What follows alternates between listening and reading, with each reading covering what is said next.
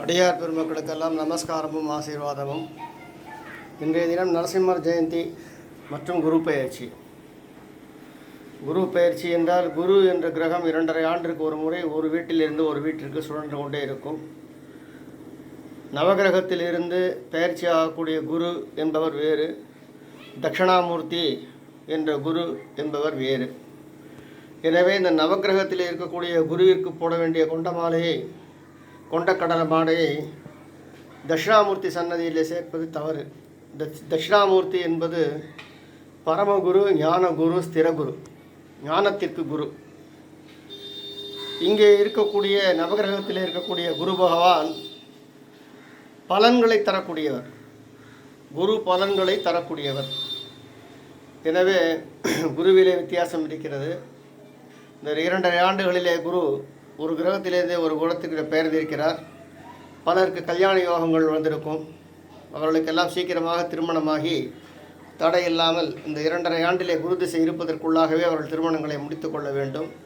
அப்படி தவறினால் மறுபடியும் மீண்டும் ஒரு 4-5 ஆண்டுகள் ஆகிவிடும். எனவே இன்று துவங்கி 2 ஆண்டிற்குள் திருமணம் முடிப்பவர்கள் எல்லோரும் திருமணம் முடிக்க வேண்டும் என்பதாக பிரார்த்தித்துக் கொள்கிறோம். மேலும் இன்றைய தினம் நரசிம்மர் ஜெயந்தி. சுவாமி நரசிம்மர்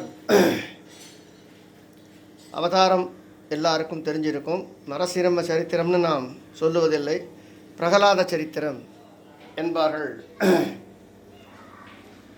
குருமார்கள். ஸ்ரீ பக்த பிரகலாதனுக்கு கோசரம் சாயரட்ச வேளையிலே, பிரதோஷ வேளையிலே தூணிலிருந்து வெளிப்பட்டார். சிம்மஸ்வரூபம் மனித உடல் என்பதாக வெளிப்பட்டு அந்த இரண்யகசுபை வதம் செய்தார் பகவான் அப்படின்பதாக நரசிம்ம அவதாரம். ஸ்ரீ நரசிம்மமூர்த்தி பார்ப்பதற்கு உக்ரமாக இருந்தாலும், அவர் வந்த நோக்கம் உக்ரகமானதாக இருந்தாலும், கேட்டதையெல்லாம் அள்ளித்தரக்கூடிய ஒரு அருள் நிறைந்த அவதாரம் ஸ்ரீ நரசிம்ம அவதாரம். நாம் நரசிம்மரை சேவிக்க எந்த விதமான பயமும் நம்மை அண்டாது.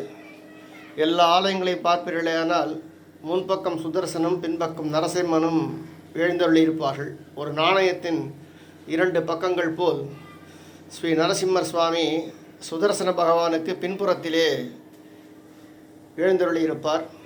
எனவே சுதர்சன பகவானும் நரசிம்மர் சுவாமியும் ஒரே சக்தியும் ஒரே அனுகிரகமும் கொண்டவர்களாக திகழ்கிறார்கள்.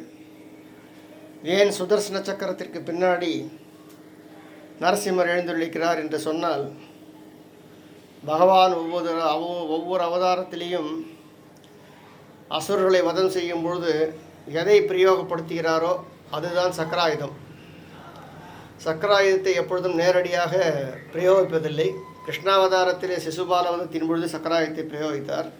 ஆனால் அதே சமயத்திலே நரசிம்ம அவதாரத்திலே பகவானுடைய நகங்கள் தான் சக்கராயுதமாக இருந்தது. ராமாவதாரத்திலே ராமனின் வில்லில் இருக்கக்கூடிய அந்த ராமதனுசு, ராமதண்டம், கோதண்டம், அதிலே ஸ்ரீ சக்கரத்தாழ்வார் வியாபித்திருந்தார்.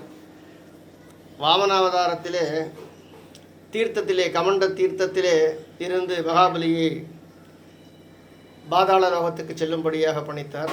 இப்படியாக ஸ்ரீ பகவானின் சக்கரம், சுதர்சன சக்கரம், பகவானை பிரியாதது. அதன் அடையாளமாக தான் ஒரு நாணயத்தின் 2 பகுதி போல் நரசிம்மரும் சுதர்சனாழ்வாரும் எழுந்தள்ளியிருப்பார்கள்.